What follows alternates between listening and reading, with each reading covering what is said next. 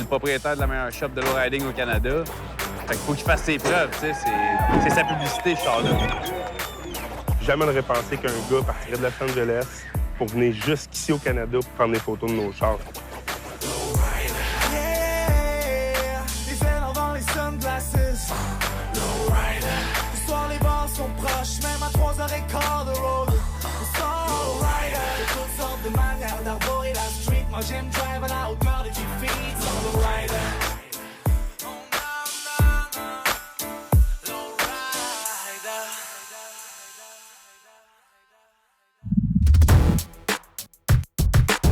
Barbecue de Majestic, Toronto. On s'en va là-bas, gros événement.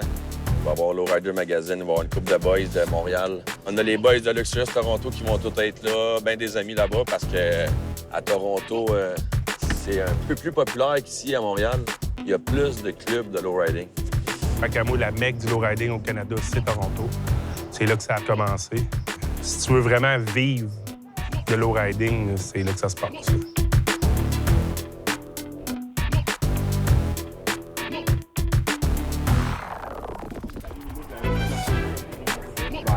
Une fois arrivé à Toronto, les membres de Luxurious se préparent pour aller au barbecue organisé par les Majestic, un autre club de lowrider.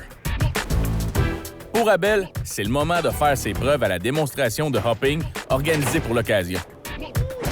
Clairement, la compétition va être forte. C'est la Ligue nationale là, du lowriding là, au Canada, là, c'est Toronto. Fait que c'est là qu'il faut que ça marche. C'est pas dans ta cour samedi après-midi.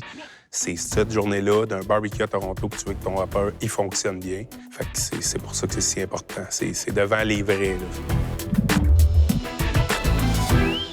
Pour être prêt à performer, la préparation a commencé 2 semaines plus tôt. Bien, je dirais un hopper, là, c'est comme une Formule 1, comme un char de course. Tu vas passer 10 heures pour 10 minutes. Ce qui est compliqué avec un hopper, dans le fond, là, c'est que tu pousses plus qu'à bout ton setup. Tout est prêt à pogner en feu ou à fonctionner. Minute. À distance. Tu vois? Le grand n'est pas bon.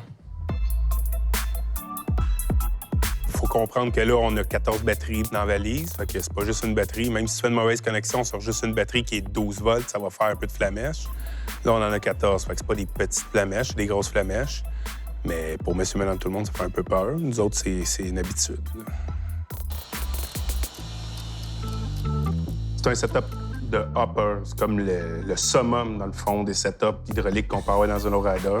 C'est un setup de compétition, un setup pour hopper. Puis l'autre setup qui est là-bas, c'est plus un setup de rue. Ça va lever, ça va bouger, mais ça va pas autant quitter le sol. Il y a seulement 8 batteries. Même nombre de pompes. Les pompes sont un peu moins solides, là, genre, ça va moins supporter la charge. T'sais, en bout de ligne, c'est la même chose, mais moins de puissance. Puis aussi, on met les batteries le plus en arrière possible dans un hopper pour la disposition du poids, pour aider quand on hoppe. Plus ton poids est à l'arrière, c'est que là, le devant, il va lever plus facilement. Être le seul au Québec à faire du hopping, c'est accepter de pratiquer une activité totalement inconnue du public. C'est sûr que le hopping, qu'on appelle, là, hopper, ça coûte vraiment cher, puis le monde ne voit pas le temps que tu mets, ne voit pas l'argent que tu mets. Moi, je peux mettre 2000$ sur le setup, puis ça reste la même poubelle. Il n'y a rien de beau, là. C'est juste que ça continue à fonctionner, tu comprends, je veux dire? Mais des fois, c'est frustrant un petit peu. Des fois, le monde ne comprenne pas. Mais ça, moi, je le fais pour moi. Puis c'est mon fils qui le hop en plus. Ça, c'est une autre affaire aussi. Mon gars, j'y ai montré comment. Au fil des années, il m'a regardé, il me suivait. Quand il a pogné 7 ans, il me dit « Papa, moi, j'aimerais ça faire ça. C'est ça que je veux faire. Je veux hopper ces chars-là. Je veux vraiment être dans le game, tu sais. » Fait que moi, ben, c'est pour ça que je continue à le réparer. Dans le fond, je suis rendu quasiment son mécanicien, puis lui, ben, c'est l'opérateur. C'est le driver, on va dire, là, tu sais. On est rendu là.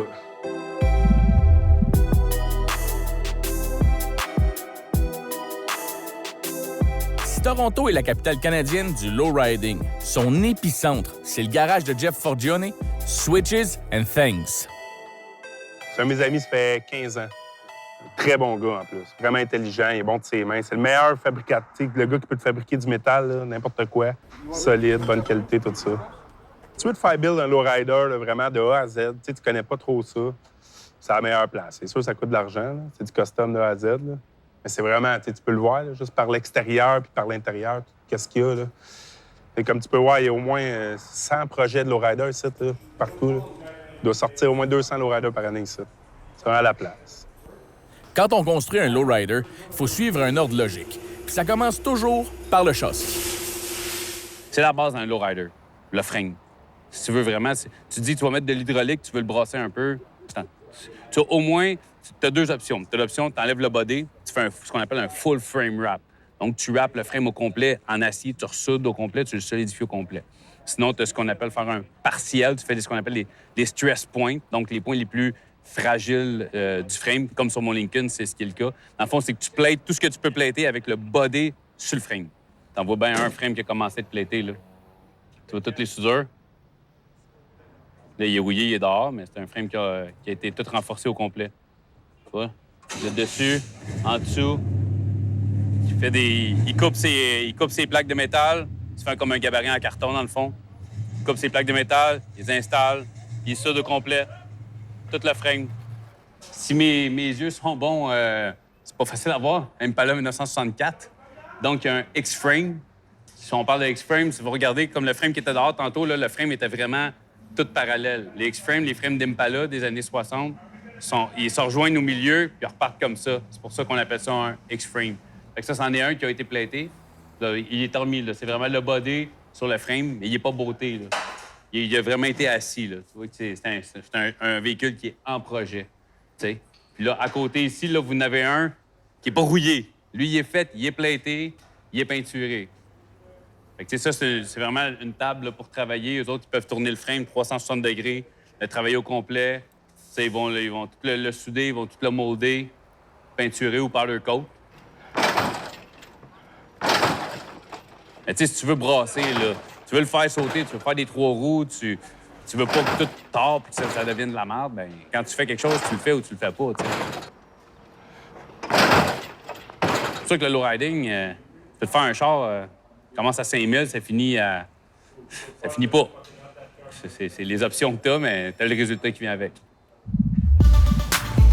Quand on parle de résultats, on pense immédiatement à The Beast, le monstre que Jeff a construit et qui fait rêver bien des gars. Did it work? Il plug les batteries. Il a mis 20 batteries dans le char pour remplir le camion. Il a tellement mis de batteries qu'il a enlevé le banc en arrière puis il a mis le setup site. Les batteries font toute la valise au complet. On a 2 stacks, un par-dessus l'autre. Toutes les pompes sont là. Ça, c'est un char que lui, il a gardé là, clean pendant facilement 10 ans. Il le repeinturait quasiment toutes les années. Il le remettait tout le temps beau. Puis là, gars, maintenant, là, tu vois, il a tout pété. Ça donne plus rien. Puis là, il roule plus. Il a dit, gars, je vais en faire vraiment un hopper vraiment monstrueux. Là. Bam, bam, là, tu sais, on le casse. Puis. Fait que rendu là, t'as plus besoin du banc en arrière.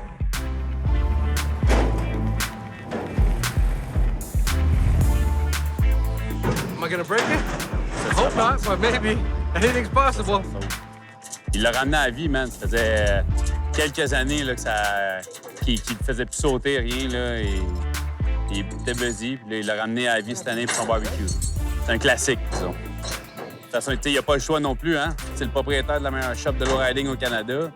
Fait qu'il faut qu'il fasse ses preuves. C'est sa publicité, ce char-là. Après la pause, Oublie tout, Adam. Oublie tout. Vas-y. Embarque dans ta bulle. ça passe ou ça casse?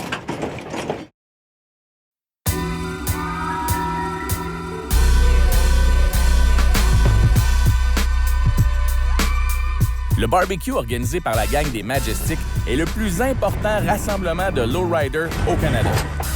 C'est l'occasion de venir admirer les voitures et de voir les améliorations qu'on leur a apportées pendant l'année. L'événement est intéressant. L'événement est le fun.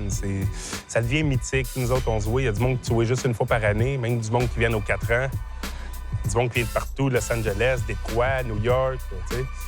Ça vient de tout partout. T'as nous autres qui viennent de Montréal. T'as le monde de Toronto aussi. Ce qui est, tant qu'à moi, la mecque du lowriding au Canada, c'est Toronto. C'est là que ça se passe, c'est là que ça a commencé.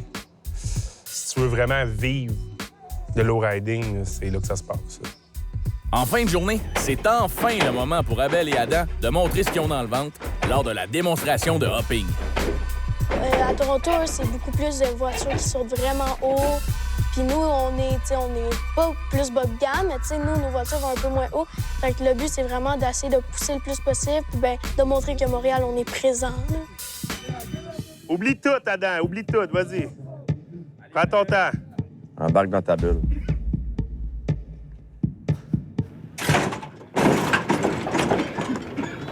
Elle est collée. Ah non, pas sérieux. Pas déjà. Just change everything was good 2 days ago. Vas-y, je le tiens. Tiens, Abel. Malgré toute la préparation, la voiture refuse de hopper. Un problème électrique provenant soit de la manette de contrôle ou de la pompe hydraulique serait à l'origine du problème. Where's the lead hammer? Give me the lead hammer. Someone got a lead hammer? Anybody has the lead hammer? Lead hammer? Yeah, I got one. OK, thank you. Try it. Try it. Tiens-les vraiment même pas une seconde. Là. Après tant d'efforts et de travail, Fuck it for today. Abel doit se rendre à l'évidence. C'est un échec. Fuck it. Ah, tu l'as eu. OK. OK, go, bye. Bien, c'est décevant parce qu'en fait, tu es devant tellement de monde, puis tu as envie, tu sais, de montrer que tu es capable, puis que ça fonctionne, puis tu sais, surtout quand tu investis beaucoup de temps. Abel est tout le temps au garage, il est tout le temps dans ses chars, il fait que ça de sa vie. 2 days ago was working fine. Il y a 2 jours, ça marchait, mais c'est des choses qui arrivent. Ça va un peu, c'est trop... c'est beaucoup de travail, beaucoup trop. It's fucking bad. Make me mad, man. Shit happened. C'était poche parce que lui, il a travaillé beaucoup. T'sais, moi, j'ai pas travaillé comme lui, mais j'ai quand même ressenti lui qui était déçu. Tout. Ça me fait chier, là. C'est un coup dur pour Abel. Mais dans le monde des lowriders, on oublie vite ses problèmes et on va encourager les autres. Parce que c'est ça, la fraternité.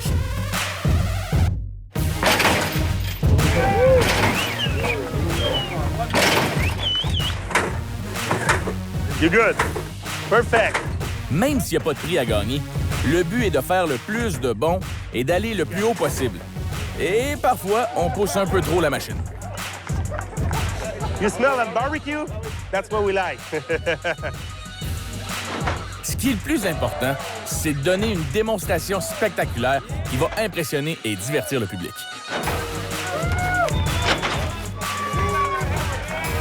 C'est maintenant au tour de Jeff, maître incontesté du hopping, de s'exécuter. Les spectateurs sont pas déçus. The Beast donne tout un show.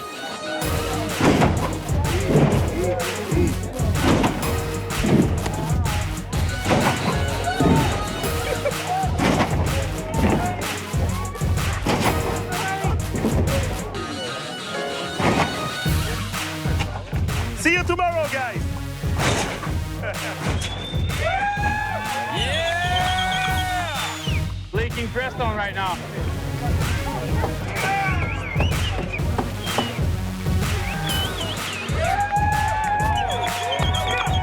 Not bad for much of huh? That was on the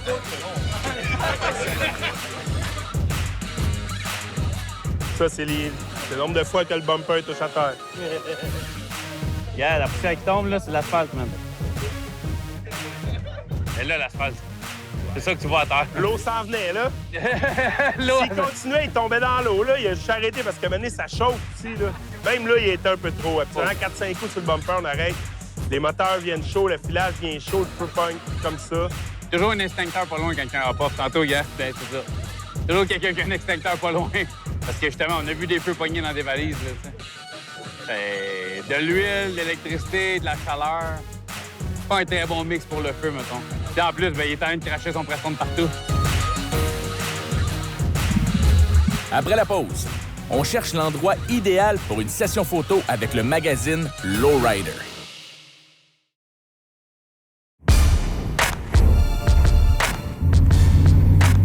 Faire un shooting photo dans le centre-ville de Toronto, ça demande des tonnes d'autorisation que les gars, naturellement, n'ont jamais demandé.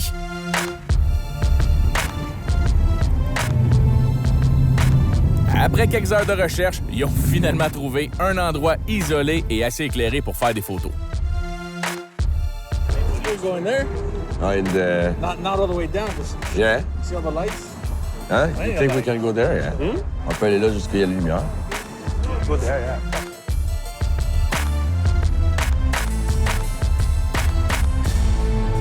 Ben, se retrouver dans le magazine Lowrider Magazine, puis de faire une revue pour ça, c'est fantastique. C'est comme le summum. Tu travailles toute ta vie sur ton auto par passion, puis quand tu as vraiment tout accompli, puis qui attire assez l'attention, les autres te remarquent, puis let's go. C'est là que ça va. Fait que c'est le fun. C'est comme un peu le même principe que Céline Dion serait dans la plus grosse revue du monde. Là. Pour nous autres, c'est cette revue-là qui est la plus grosse. Point final. Quand j'étais à Las Vegas au show, j'étais un peu déçu parce que ces gars-là sont pas venus me voir. Il y en a plein qui sont venus faire des entrevues, des photoshoots, plein d'autres sites web, plein d'autres petits magazines que je connais pas. Mais eux, ils étaient pas venus. Puis comme après, Beto m'a expliqué, il dit, écoute, il y a tellement d'autos là-bas que je peux pas tout remarquer, puis tout le monde me court après. Puis Abel, il a parlé de mon char avec. Fait que quand Beto il a vu mon lowrider, ben là, tout de suite, il a cliqué. Il a compris qu'Abel, il bullshitait pas, là, que c'était de la bombe. Fait que non, je suis vraiment fier de moi.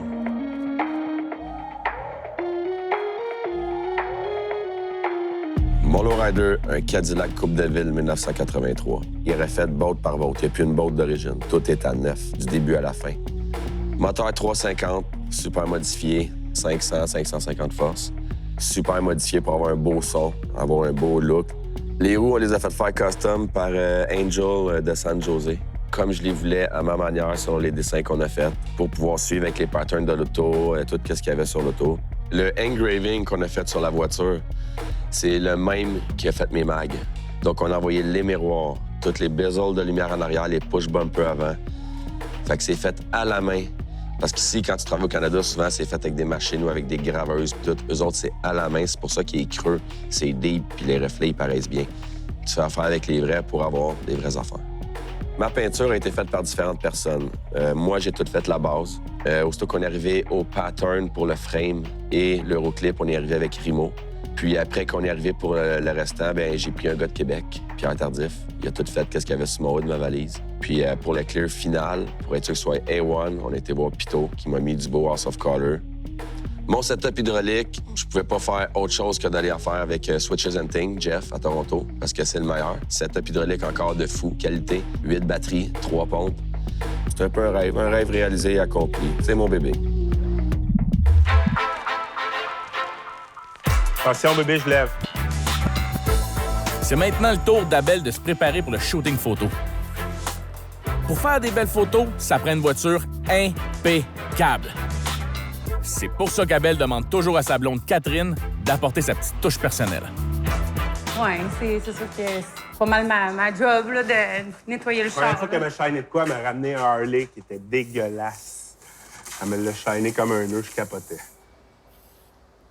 C'est sûr que quand t'aimes quelque chose, t'aimes ça qu'il soit propre, tu sais, que ça fait partie de la game. Là. T'aimes ça qu'il soit beau, qu'il flash. S'il est sale, il est pas à son meilleur.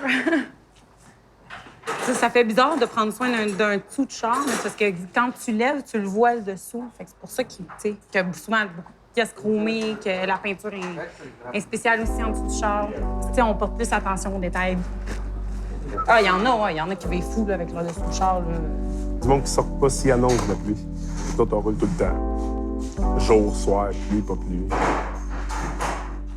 C'est un char quand même, là. Il y a des limites, là.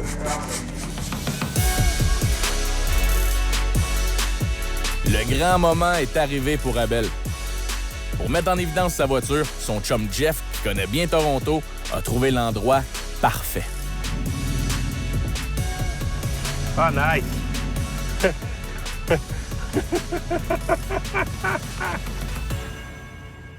Là, on est dans un parc sur les docks de Toronto avec le photographe en chef de Lowrider Magazine. Fait que c'est un petit rêve d'enfance. Moi, que j'avais genre 8 ans, je m'achetais Lowrider Magazine. J'ouvrais ça, je regardais des chars. Oh, check le Lowrider, j'en veux un de même. C'est ça que je veux dans la vie. C'était de quoi d'inatteignable pour nous autres. Il y a 20 ans, je dirais même il y a 15 ans, jamais on n'aurait pensé qu'un gars partirait de Los Angeles pour venir jusqu'ici au Canada pour prendre des photos de nos chars. C'est comme faire, tu sais, du low-riding au Canada, c'est comme faire du bobsleigh en Afrique. Il n'y en a pas, là, vraiment. T'sais. Puis là, c'est eux autres mêmes qui nous envoient un message. « Hey, tu sais, il vous convient de vous shooter? There's some missing right there. » Puis dis-toi que les plus beaux lowriders du monde, ils ont passé par son Kodak, c'est sûr et certain. Le monde font le char en se disant un jour, peut-être lui va pouvoir shooter le char, tu vois, je veux dire. Lui, on l'a fait juste pour nous autres, pour rider. On n'a jamais pensé se rendre jusque-là. Là. Ça a comme pris de l'expansion qu'on n'aurait même pas pu s'imaginer. I've known Abel for over 15 years. When I met Abel, he couldn't even speak English. He didn't even have his son, so this guy's like my little son too, man. You know, I gave him the nickname Switch. Yeah, that's how he got his nickname. So these guys are like family. They're not friends, they're family. And I think that's the lowrider culture in general. Huh? What's your family? Family, yeah.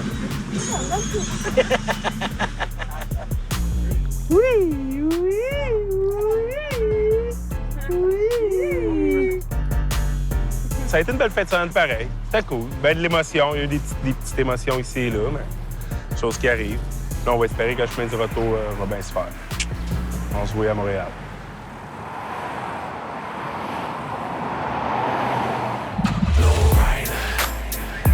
Buck Fever 2018, Napierville-Dragway, c'est un show qui existe depuis, je sais pas, man, 15 ans à peu près.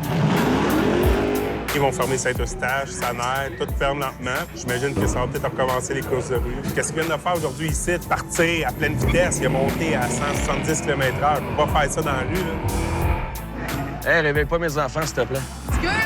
Réveille pas mes enfants, s'il te plaît, ils dorment. J'ai été poli. Merci, j'ai été poli.